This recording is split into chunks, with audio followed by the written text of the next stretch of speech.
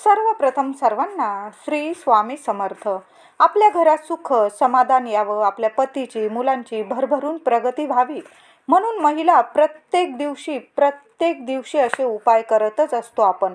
पण काही असे एक मिनिटाचे 2-2 मिनिटांचे असे उपाय असतात ज्यामुळे आपल्या घरात सुख, शांतता, समृद्धी, आनंद, आरोग्य, वैभव, ऐश्वर्य मिळू शकते. कोणते बरं ते 2 मिनिटांचे उपाय जाणून घेण्याआधी तुम्ही आपल्या चॅनलवर नवीन असाल कृपया चॅनलला नक्की सबस्क्राईब करा. तर हे 2 मिनिटांचे उपाय तुमच्या जीवनात भरपूर धन, सुख, आनंद, समाधान मिळवून देतील तुम्हाला. तर दर मंगळवारी आपल्या घरातील देव्हाऱ्यात कुलस्वामिनीचा कलश नक्कीच भरावा. जरी तुम्हाला तुमचे कुलदैवत माहीत नसेल तरीही 3.5 शक्तिपीठांचे नाव घेऊन तुमची ज्या देवी आईवर श्रद्धा असेल, तुम्ही भक्ती करत असाल त्या देवी आईचं नाव घेऊन आपण कलशाची स्थापना दर मंगळवार किंवा शुक्रवारी आपल्या घराच्या देवघरात करायची आहे. मंगळवारी घरात गणपती बाप्पाला 21 दुर्वा, लाल फुलं अवश्य व्हावे. खडी साखर किंवा गूळ खोबरं असेल तुमच्याकडं, बाप्पाला नैवेद्य दाखवून संध्याकाळी बाप्पाची, आपल्या कुलदेवीची आरती अवश्य करावी. तुम्हाला जेव्हा म्हणजे शुक्रवारी वेळ मिळेल शुक्रवारी करा, मंगळवारी वेळ मिळेल मंगळवारी करा. मी तर म्हणेल की मंगळवारी पण करा, शुक्रवारी पण करा. आपल्या कुलदेवीची आरती, बाप्पाची आरती अवश्य करावी. ह्या 2 दिवशी तरी आठवड्यातून तुम्हाला ह्या 2 दिवस तरी आपल्या कुलदेवीसाठी आपण वेळ काढलाच पाहिजे. आपल्या गणपती बाप्पाची आरती केली पाहिजे. आणि तुम्हाला झालंच तर तुम्ही संध्याकाळी 2 मिनिटाची तरी आरती रोज अवश्य करावी. एक स्वामींची आरती करावी, एक आपल्या बाप्पाची आरती करावी, एक कुलदेवीची आरती करावी. अशी आरती तुम्ही दररोज केली तरी चालेल. पण नसेल वेळ कोणाला तुम्हाला तर तुम्ही मंगळवार आणि शुक्रवार 2 मिनिटांची आरती अवश्य करावी. आरती कापूर आरतीच करावी. थोडा का होईना, भीमसेनी कापूर असेल तुमच्याकडं किंवा साधा कापूर असेल, 2-3 कापराच्या वड्या जाळायच्या आणि आपल्या कुलदेवीची, आपल्या बाप्पाची आरती अवश्य करावी. आणि आपल्या मुख्य उंबरठ्यावर सुद्धा मातीच्या पंतीत 1 किंवा 2 कापूर वड्या तुम्ही जाळायला आजपासूनच सुरुवात करा. दर मंगळवारी आणि शुक्रवारी नित्य नियम बनवून घ्या.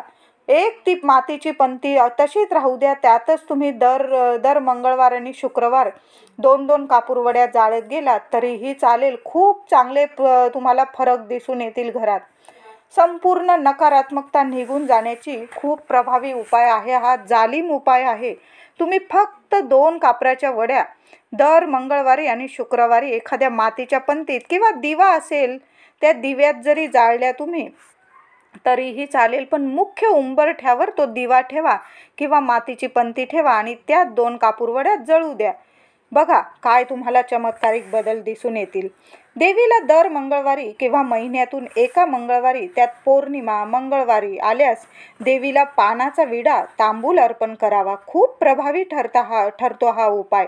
आणि नंतर तो तांबूल, विडा, पानाचा घरातील इतरांनीच म्हणजे तुमच्या घरातील सर्व मंडळींनी प्रसाद म्हणून खाल्ला तरीही चालेल.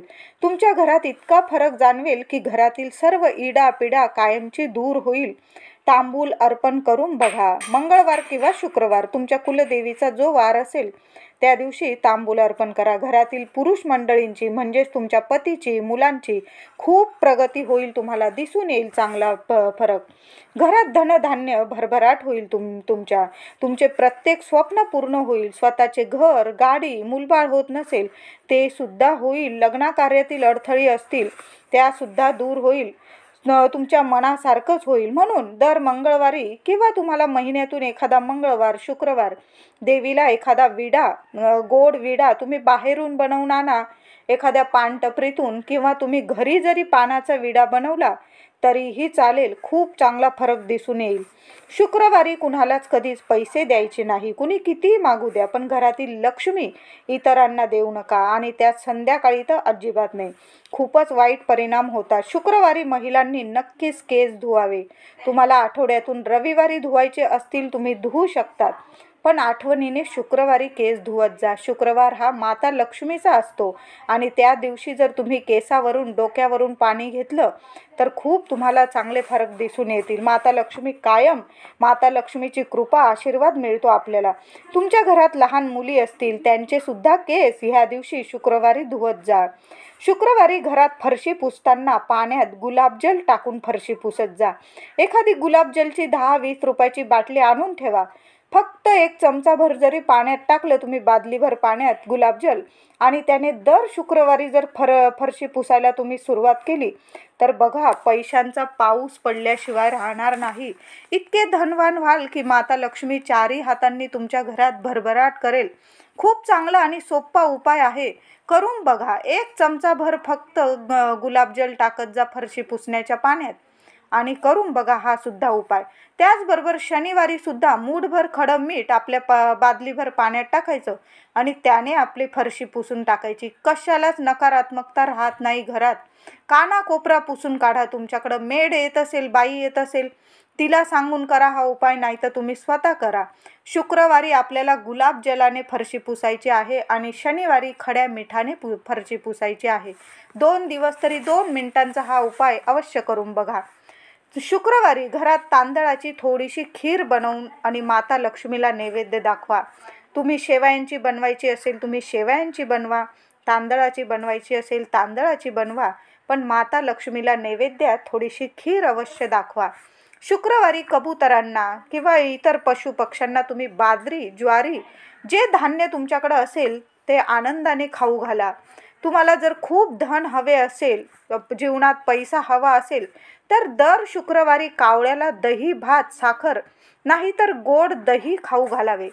तुमच्या गच्ची असेल, तुमच्याकडं गॅलरी असेल, तिथं थोडंसं घासभर दही आणि भात, साखर एकत्र करून ठेवून द्या किंवा नुसतं दह्याचा गोळा आणि त्यावर थोडीशी चिमूटभर साखर ठेवून द्या. कावळे, पक्षी खाऊन जातील. असे केल्याने पितृदोषसुद्धा दूर होतात. पितरांचे आशीर्वाद जर मिळाल्याने तुमच्या जीवनातील पैशांसंबंधी सर्व अडचणी दूर होतात. पैशांसंबंधित काय, आपल्या जीवनातील सर्व अडचणी पितरांचे आशीर्वाद मिळाल्याने दूर होतात. पितृदोष दूर होतो. तुम्ही करून बघा. एखाद्या शुक्रवारी कावळ्याला दही, भात, साखर, गोड हा नैवेद्य खाऊ घालून बघा. आपण अमावस्येला तर करतोच, एखाद्या शुक्रवारी पण करून बघा. 2 मिनिटाचा उपाय. तुमच्या जेवणातलाच थोडासा आधी, तुम्ही खाण्याआधी थोडासा गोळाभर भात काढा, त्यावर थोडंसं ताजं दही टाका, थोडीशी चिमूटभर साखर टाका आणि तुमच्या गच्चीवर ठेवून या. बघू नका कावळे खाताय की कबूतर खाताय, ठेवून या फक्त.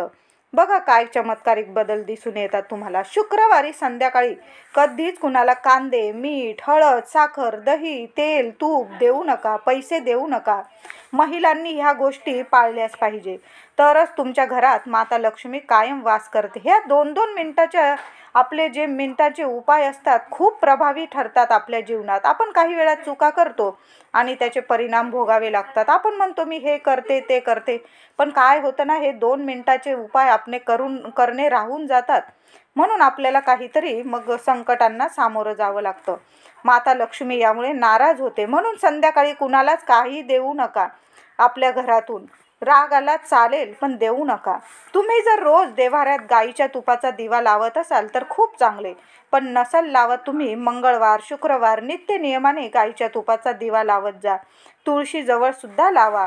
काही महिला माझ्या मैत्रिणी ऑफिसला जातात, जरा उशिरा घरी येत असतील, जर घरात कुणी असेल, घरातील मंडळी, त्यांना लावायला सांगा. नाहीतर तुम्ही जेव्हा घरी याल जरा उशीर झाला तरी चालेल, आल्यावर आपल्या घरात आपल्या देवघरात दर मंगळवारी, शुक्रवारी देवीसमोर तुपाचा दिवा लावायला विसरू नका. अवश्य लावा. दर मंगळवारी, शुक्रवारी देवी आईची आरती करायला विसरू नका आणि ती पण कापूर आरती करा. शुक्रवारी देवीला लाल फूल जास्वंदाचे मिळाले तर नक्कीच व्हा. मंगळवार, शुक्रवार आपल्या देवी आईला वेणी चढवायला विसरू नका. तुम्ही मंदिरात गेला तर एखादी वेणी बरोबर घेऊन जा. मंदिरात नाही जाता आलं, आपल्या घरात जो कलश भरतो देवी आईचा, त्या कलशाला तरी वेणी अवश्य चढवा. माता लक्ष्मीला अवश्य व्हावी एखादी वेणी. खूप प्रसन्न होते देवी अशाने. मंगळवार, शुक्रवार आपल्या घराच्या मुख्य उंबरठ्यावर हळदीचे लेपन आठवणीने करायला हवं. अवश्य करा. खूप चांगले तुम्हाला रिझल्ट तुमच्या आयुष्यात दिसून येतील. तुमच्या घरामध्ये तुमच्याकडे देवी माता लक्ष्मीची मूर्ती असेल, श्रीयंत्र असेल, तुमच्या देवी आईचा टाक असेल, कुलदेवी आईचा, तर ह्या दिवशी शुक्रवारी किंवा मंगळवारी किंवा गुरुपुष्य, अमावस्या, पौर्णिमा, शुक्रवार, मंगळवार पाहून देवी आईवर श्रीयंत्रावर कुंकुमार्चन नक्की करावे. शुभ लाभ आपल्याला खूपच शुभ ठरते. यामुळे लाभ तुम्हाला कामात यश मिळवायचं असेल किंवा लग्न कार्यातील अडथळे दूर करायचे असतील तर शुक्रवारी चणे आणि गूळ गाईला खाऊ घालत जा. खूप चांगले परिणाम दिसून येतील तुम्हाला. प्रत्येक कामात तुम्ही यशस्वी व्हाल. किंवा तुम्ही कुठल्या कामाला जात असाल तर बरोबर चणे आणि गूळ घेऊन जा. आपल्या हाताने गाईला, गोमातेला खाऊ घाला आणि मग पुढं कामाला जा तुमच्या कामानिमित्त. बघा, तुम्ही यशस्वी होऊनच घरी याल, एवढं मी तुम्हाला नक्कीच सांगते. गाईला फक्त चणे आणि गूळ खाऊ घाला. ज्यांच्या लग्न कार्यात प्रॉब्लेम येत असतील, कुंडलीत काही अडथळे असतील किंवा कुंडली जमत नसेल, लग्न कार्यात भरपूर अडथळे येतात लग्न कार्यात, पण मग काय करायचं? दर शुक्रवारी चणे आणि गूळ गाईला हाताने खाऊ घालायचं. वर किंवा वधू आणि ते जवळ नसतील, आई वडिलांनी खाऊ घातलं तरीही चालेल, पण गाईला चणे आणि गूळ खाऊ घाला. बघा, प्रत्येक कामात तुम्ही यशस्वीच ठराल आणि लग्न कार्यातील सर्व अडथळे सुद्धा दूर होतील. तर घरातील महिलांनी जर हे 2 मिनिटाचे उपाय आपल्या घरात जीवनात केले, तुमच्या घरात सुख, आनंद, समाधान नक्कीच तुम्हाला मिळवून देतील हे 2 मिनिटाचे उपाय. आणि घरात तुमची कुलदेवी माता लक्ष्मी कायम प्रसन्न राहील तुमच्यावर. व्हिडिओ आवडला असेल लाईक करा, शेअर करा, चॅनलला कृपया सबस्क्राईब करा. धन्यवाद.